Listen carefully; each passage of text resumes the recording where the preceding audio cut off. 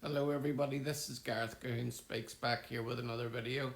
I'd like you to hit the subscribe bar and give me a thumbs up if you like the video, or hit the notification bell to be notified when I post my next post, or otherwise you can donate to my ministry and the charities that I support at garethcahoon3@gmail.com on PayPal.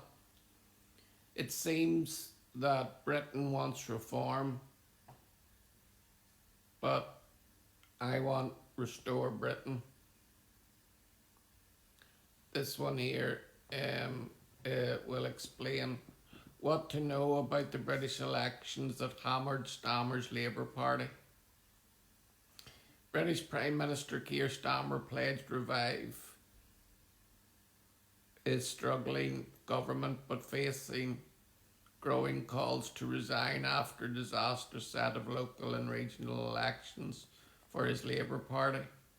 As the final results came in Saturday, Labour had lost up over 1,000 local council seats, I think it was 1,300, and across England, and was booted from power in Wales after 27 years in power. Anti-immigration party Reform UK won almost 1,300 seats across England, came second in Wales, and made significant gains in Scotland. It was a blunt verdict from voters in elections widely seen as an unofficial referendum on Starmer, whose popularity has plummeted since he led the centre-left party to power less than 2 years ago. Well, it's actually far-left party. It used to be centre-left, but has definitely moved towards the left dramatically over this past few years. Here are 5 things we learned from the elections. Starmer is on borrowed time. Starmer insists he would not walk away and plunge the country into chaos. Now that's a joke and a half.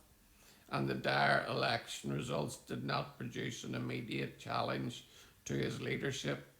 The right thing to do is rebuild and show the path forward, Starmer said Saturday. That's what I'm going to do in the coming days. Starmer's cabinet colleagues expressed support, and none of the high-profile Labour politicians considered potential challengers has made a move. Health Secretary Wes Streeting, former Deputy Prime Minister Angela Rayner, and Greater Manchester Mayor Andy Burnham are keeping quiet for now, although in recent days 50 MPs in Labour have called for his resignation. But a growing number of Labour lawmakers urged the Prime Minister set a timetable for his departure this year. British politics allows parties to change leader mid-term without the need for a new election. There has to be a timetable, legislator Clive Betts told the BBC. Another lawmaker, Tony Vaughan, said there should be an orderly transition of leadership. Starmer tried to demonstrate change on Saturday by bringing back 2 figures from past Labour governments. He made former Prime Minister Gordon Brown a special envoy on global finance and appointed the party's ex-deputy leader Harriet Harman as advisor on women and girls. This is Harriet Harman, who couldn't tell you what a woman was. Starmer is due to make a speech on Monday in an attempt to regain momentum before the government sets out its legislative plans on Wednesday in a King's speech delivered by King Charles III, or the Third, as others would call him, at the state opening of Parliament. Reform UK is on the rise. The elections were a breakthrough for Reform UK, the third largest party led by the veteran nationalist politician Nigel Farage. Running on an anti-establishment and anti-immigration message, the party won hundreds of local council seats in working class areas in England north, such as Sunderland, and were solid Labour turf for decades. It also made gains from the Conservatives in areas like the country of Essex east of London. Farage said the results marked a historic change in British politics. He said he's confident that voters who have come to us are not doing it as a short time protest, Reform UK currently holds just 8 of the 650 seats in Parliament, and it's unclear whether it could repeat its success in a national election. The thing about them saying that it's an immigration party, Nigel Farage has been heard recently saying that it is impossible to get rid of every illegal immigrant that has come to our country. And unfortunately, that's just not what the British people are looking for. We are looking for our country to be taken back, and for every last person who's came here and raped, pillaged, and destroyed our country to be shipped off in the next boat.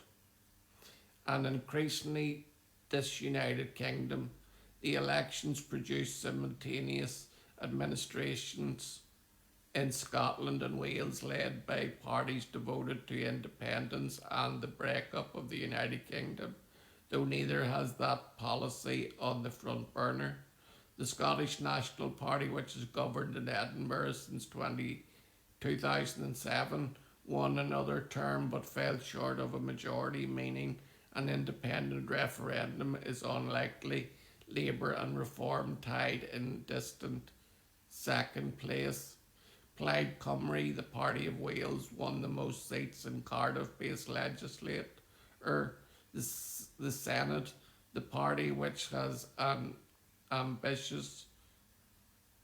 ambition for Wales to leave the UK, but no plans to do so anytime soon, fell short of a majority, but will likely form the new government.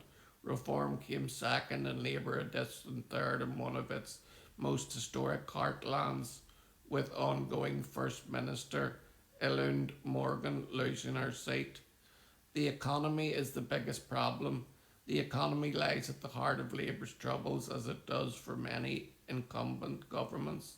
Since ending 14 years of Conservative rule ruling by austerity and the COVID-19 pandemic, Labour has struggled to ease the cost of living and jumpstart a sluggish economy against the tough economic backdrop of war in Ukraine and more recently Iran. Starmer'S also angered supporters with attempts to cut welfare spending, some of which were reversed after Labour's revolts. Some in Labour say the government's achievements, including protections for renters and higher minimum wage, are going unnoticed. Many blame Starmer, an uninspiring leader distracted by scandals, including his disastrous decision to appoint Peter Mandelson, a scandal-tarnished friend of Jeffrey Epstein, as Britain's ambassador to Washington. But Stephen Houghton, the outgoing leader of Barnsley Council in Northern England, where Labour lost to Reform, said the problem goes deeper than just the Prime Minister. This has been coming for 30 years around the country in post-industrial communities, coastal communities that have been left behind. He said, "You can change the Prime Ministers all day long. If you don't change policy, it's not going to change. The two-party system is fracturing. The results reflect a fragmentation of the UK politics after decades of domination by Labour and the Conservative Party, which also suffered major losses on Thursday. The elections offered voters a rainbow of choices, including the central Liberal Democrats and the national parties in Scotland and Wales, but the big winners were populist insurgents, Reform UK and the Green Party, whose focus has expanded from the environment to social justice and the Palestinian cause under self-described eco-populist leader Zach Polanski, the tit whisperer. Come back for part 2 of Britain Wants Reform, or Does It? Shalom, Maranatha, and Hallelujah.